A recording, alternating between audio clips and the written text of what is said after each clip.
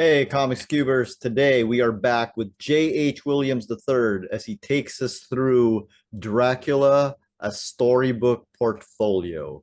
But before we do that, might I remind you that we are now on Patreon. So if you'd like the Comics Cube to keep going, if you like what I do, please do click on the link below and then leave us a tip over at Patreon.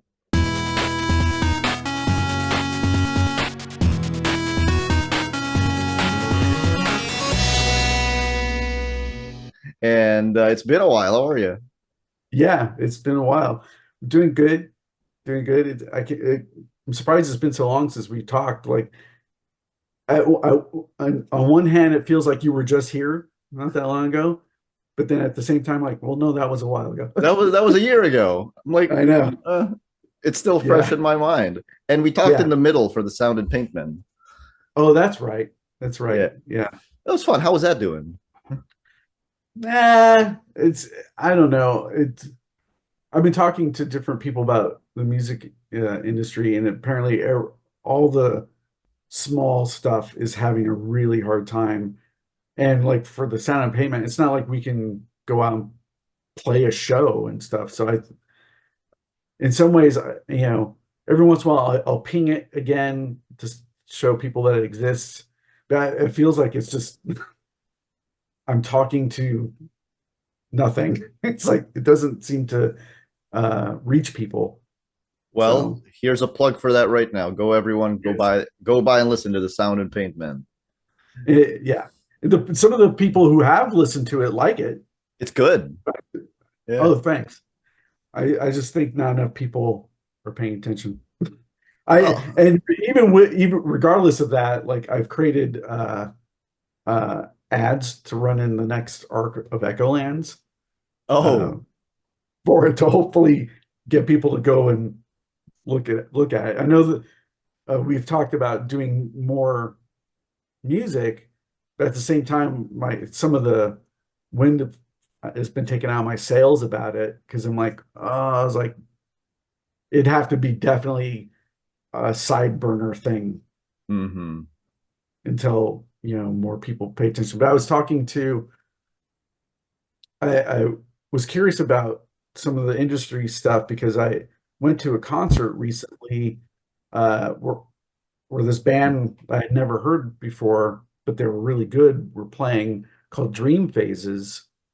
And I ended up, it was me and Ralph and Scott who went and ended up talking to them, and it turned out they were into comics and all that stuff. So that ended up being a positive conversation, and they ended up emailing me and stuff. And so I ended up asking him a little bit about the independent side of the music industry, and he was saying it's just really, really hard. But I can imagine. you really want to do it, just keep putting stuff out, and hopefully somebody will catch on. Yeah. It's That's interesting. uh that's Ralph Matthew of Alternate Reality Comics Las Vegas Yeah, and Scott Johnson, writer. yeah. We are here to talk about Dracula, a storybook portfolio hardcover, which is out on the 9th of October through Image Comics, just in time for Halloween. How did this come about? Well, they were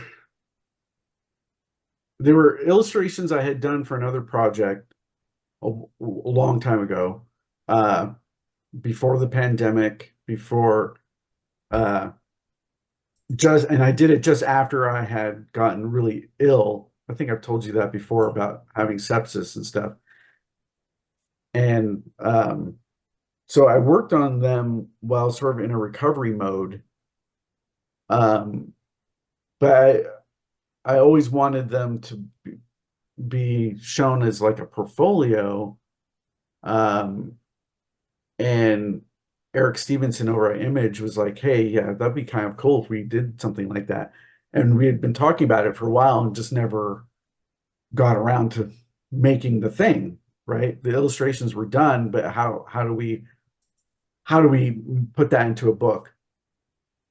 And it dawned on me when I did the original illustrations, I made like little notes about each drawing, Mm-hmm. and I'm like, oh, I wonder if I used these notes that I had and expand on it with the feel of what I was jotting down. Like as an example, in the original illustrations, I would refer to Dracula as like a beast or a demon, those kind of terms. And so I'm like, I wonder if there's something there that could feel different.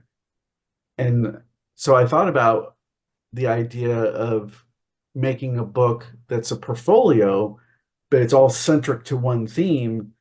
But because it's a, a narrative in the illustrations, the way the illustrations were done have a narrative aspect to them. So they're not every page is like the ultimate shot because it's like it feels very narrative oriented um, with the way the illustrations were.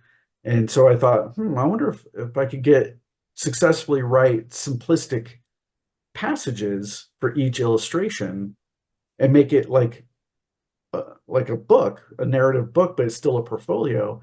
And then that made me think about it further about, oh, that you know what, that kind of reminds me of old storybooks, Yeah. like children would have, where it's like illustration, a piece of text, and so and it's, that goes along with it. And so I'm like, oh, that'd be kind of interesting, but it's not for kids, right? Hmm. But so it's like this weird marriage of, in a lot of ways, the book has, some modern sensibilities to it, to how it's presented, but then it's sort of like designed like this. So it literally feels like an old style book. And so a lot of the passages when I wrote them even have kind of that quality to them. They're like this weird mix of purplish prose a little bit, but also a little bit verse-like in the way it's presented, um, that kind of stuff. And so when I presented that idea to Eric Stevenson over at Image, he's like, "Oh, that sounds super interesting." And I'm like, "You think?" Because I'm like, I don't think I've seen a book like that in modern times, that does quite what this does. And so I wasn't sure he was all for it, but at the same time, I was kind of like, well, will the audience actually be into that? Because it's not a comic, but it's not a novel. It's, it's like this weird in between thing, you know. But then there's Yeah. some pages like that's a single illustration, but then there's some pages here that look like a comic page, And but that then there's is no dialogue. It's all passages. one of the first things that I ever read was a book storybook of Dracula, which I don't really know why they're Oh, why they're making kids versions of Dracula, that's but interesting. but it's also like it was also like these little painted things, but it was like this small. And Uh-huh. I've always kind of wanted to see, Dracula fully realized. And there have been movies and there have been Of course. Yeah. treatments and stuff. But the way that I'm looking at it now, like the way that you're doing it, I feel like this is um, you're hitting very close to what I'm going to call it Platonic Dracula, Uh-huh. the Platonic ideal of Dracula. It's pretty interesting approach. Are you telling the Yeah. whole story? Like, It tells the whole story from beginning to end. Uh but yeah, it's not the novel, it's an adaptation. It's an adaptation of the narrative of the Dracula novel. Um and but then at the same time it's a portfolio too, because so you can look at each illustration independently. Um uh and I don't know, it's different. I like that it's experimental, right. it's kind of an interesting exploration of the way to put together an interesting book. Um, yeah, I hope people like it. I've had some people that have seen some of it already in various forms, and they're like, "Are you going to do more? Let's see Frankenstein. Let's see the Wolfman. Let's see, the Mummy or whatever." And I'm like, if I had time, that would be a really cool thing to do. So you have one each year. But just putting this book together alone, doing the writing and all that stuff. I mean, the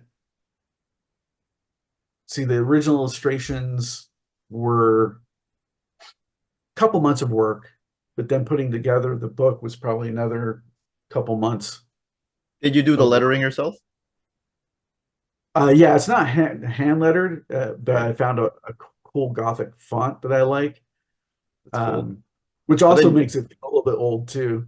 but then Yeah, you got to design the whole page with a font anyway, so like it still yeah, work. yeah, Uh, yeah, the reason that Dracula works as the type of, as a subject for this type of experiment, more than I think any other Victorian era creature, is yeah. because Dracula the book itself is very experimental. You talked Yes, about it is. Yeah, you talked about not adapting the book, you're adapting the narrative, and that's because you can't. Yeah, yeah, Yeah. yeah. And I had thought about trying to do it with the idea of like, oh, there's these various letters that are being written to different characters and stuff, and try to tackle it from that point of view. But I'm like, no, I think that would just get really convoluted for the way this is presented. So it's sort of Right. like it goes through the story beat by beat, but where the flavor of it is in the style that I chose for the passages, also being very simplistic with it. Um, and I decided to go so simplistic with it because at that point I had decided I was kind of enamored with the idea of the old style storybooks Hmm. where those passages are very, very brief. Um, Right. and so that kind of it was interesting. I had to be very judicious about what I chose to put on the passage, but yet have enough personality in it. And then the other thing that's cool about the book is it's got a significant gallery section that shows the pieces before they were painted. Oh. And as So again, anyone it acts like a portfolio. and Yeah. as every one of your fans knows, like your black and white stuff is good enough to print. Thanks. So yeah, it's kind of cool. So people can kind of play with it and compare the painted version to the original black and white version, and stuff like that. And hopefully people will just be entertained, What like a is little thing that they can come back to every Halloween and revisit. Yeah. Uh, the other thing that was fun about doing the illustrations was getting myself familiar with the novel versus what we know from films and stuff, because Hmm. so much of the films were so romanticized, right? And I think that started with the Bela Lugosi version for sure. Right. That was such a huge departure from, say, Nosferatu, um, this huge romanticized thing. And then some of the Hammer films have a sense of romanticness to them, the way they look, even though, say, Christopher Lee's Dracula was truly scary. Um, but when I read the novel, it was quite surprising because he's not depicted the same way twice in the book. Hmm. He's always transforming. He's Right. never the same. And so I'm like, oh, that's interesting. So I tried to capture some of that in the illustrations. Um, and that's sort of why the cover's designed where it's sort of he could be smoke, but it's like blood smoke and stuff like that. Did you Yeah, design and a so, new cover for this book? Is that a new cover? no, ended up doing a book plate. Oh, that's incredible. Man, so this is going on the FOC in Now, September. it's for literally right now. When you're working on this, right? Because like you mentioned the various movies, and the movie that was out when I was a little cube was the Keanu Reeves Gary Oldman version. Which Yes. what kind what was the type of atmosphere that really appealed to you while reading the book? Yeah, that was tough because, and I talk about this a little bit in the introduction I write to the book about the novel versus a lot of the film stuff. I think Francis Ford Coppola's version captures some of the monstrousness in some of the scenes, but even that he still couldn't help but have a romanticized thing come through, and I think that was sort of like the way Dracula lives in our psyche. is so informed by all the films and that romanticism that you can't help but go there in your mind. Those Right. images are so profound. Uh, his version, the Hammer films, and uh, all the way to the Lugosi stuff, and so there's like that stuff you can't help but be living in your psyche. And so when I was tackling the book, I wanted to capture the monstrousness of him in the images and in the text about how much of a beast he actually is. Um, but yet, when I was doing the illustrations, like you can see how colorful they are. Hmm. Um, that's that Hammer film stuff creeping in, or even Coppola's version was very colorful. But I could tell when I look at that, that seemed influenced by the Hammer films as well. You're right. So some of that romanticism from the cinematic version of Dracula still found its way in, even though I was trying to convey how much of a monster he is, like he's described in the novel. I think the most profound version of Dracula is probably Nosferatu, the original black and white one. He's truly a monster. But even that has its own narrative structures that they built for that film compared to the novel. He wasn't as transformative as he is in the novel. In the novel, he's constantly looking different Right. from one scene to the next.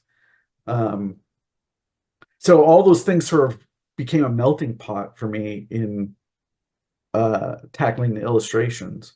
And then the other thing that had an impact on the way the illustrations come across, because like I said, at the time I was recovering from really deadly illness. I didn't have a lot of patience for the work, which is Hmm. interesting. Um, so I tried to explore the illustrations with a more looser energy to them than what I was accustomed to at the time. Uh, and but at the same, that translates into the final work a lot. But the end result is cool. It has a very there's a lot of life in it, you know. Right. Yeah, has a very painterly kind of thing going on too.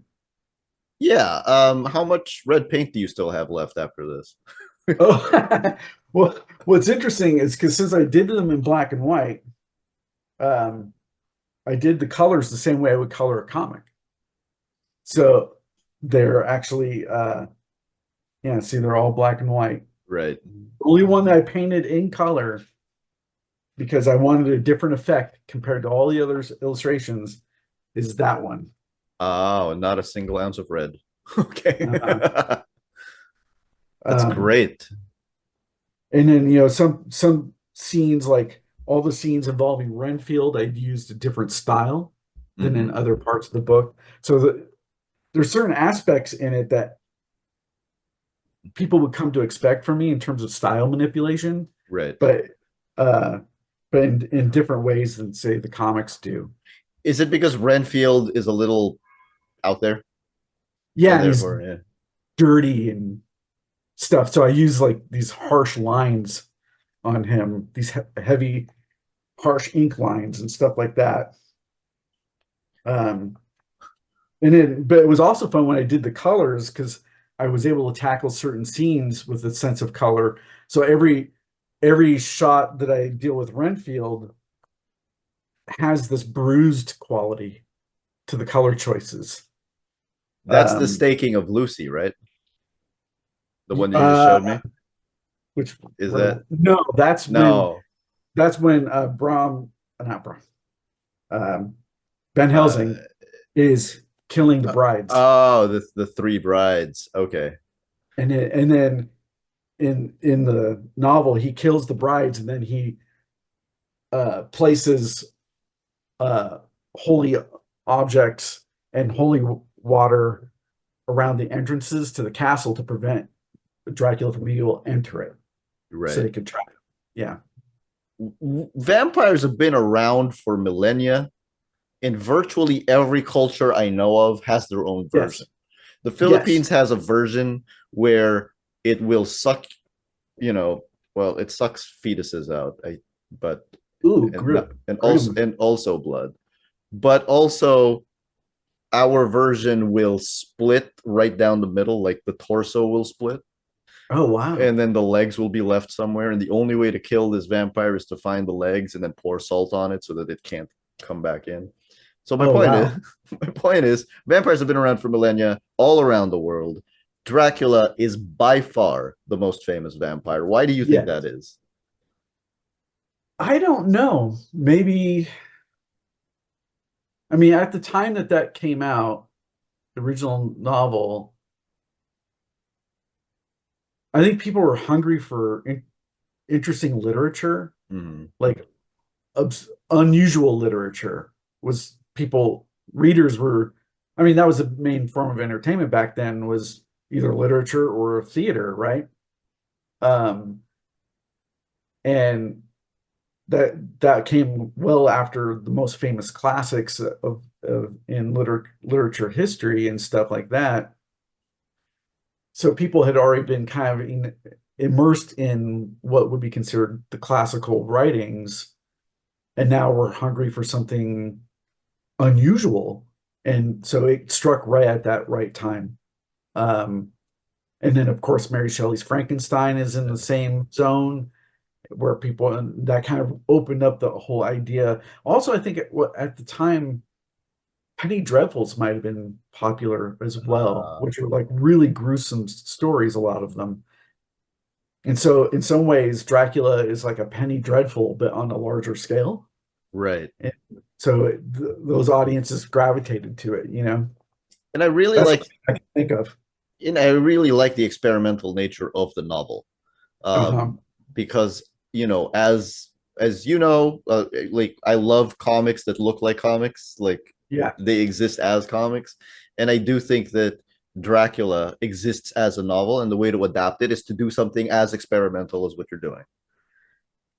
Yeah, that's all I was trying to do, and do something fun and different than what I'm known for, you know. And it's just so cool that Image Comics decided to do it, even though it's not a comic, really. And It's, if you had to make this a series, what would the next one be if you could choose?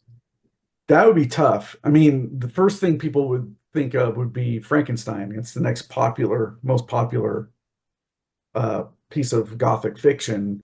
But at the same time, like if I was to do a series of these books, I would probably wait on that one. So people to build up to it, right? Right. Maybe tackle some of the things that are not as expected, like try to tackle the original Wolfman story, which would be interesting to do research on because I'm not quite sure where the origins of that lie. That'd be interesting. Or a tale of the mummy.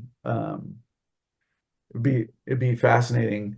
I know Skybound is doing their own interpretations of some of these too. Like they have Creature from the Black Lagoon coming out, but I don't know if that was actually ever based on a novel.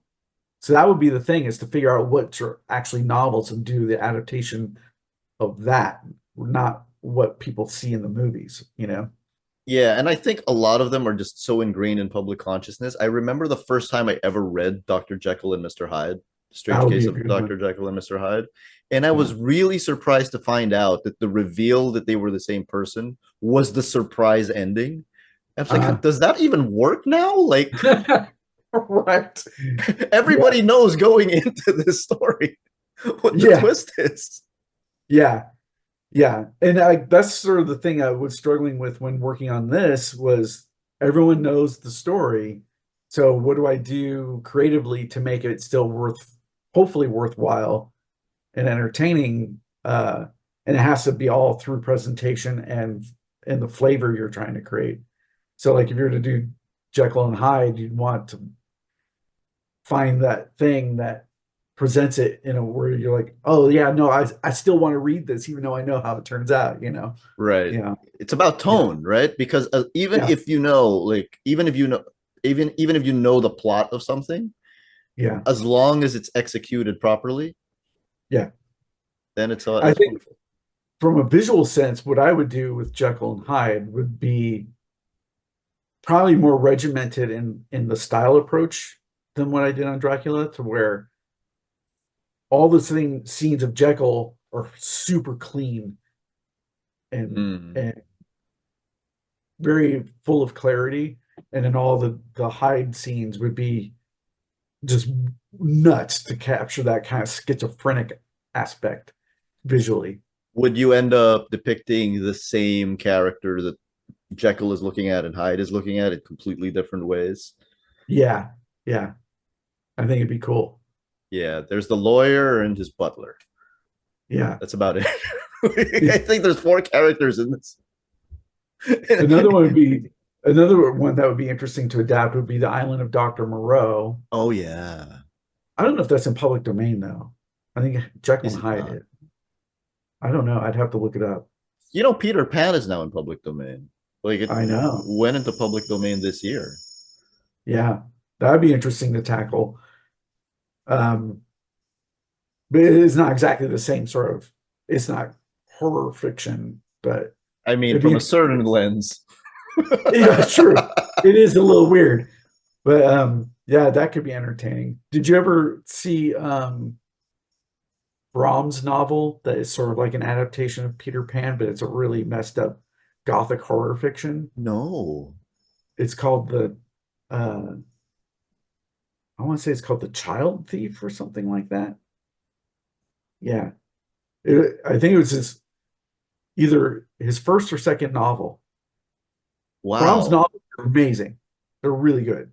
I do feel like the twist, the turn it around type of story is becoming more popular. I think ever since Wicked came Oh, out, yes.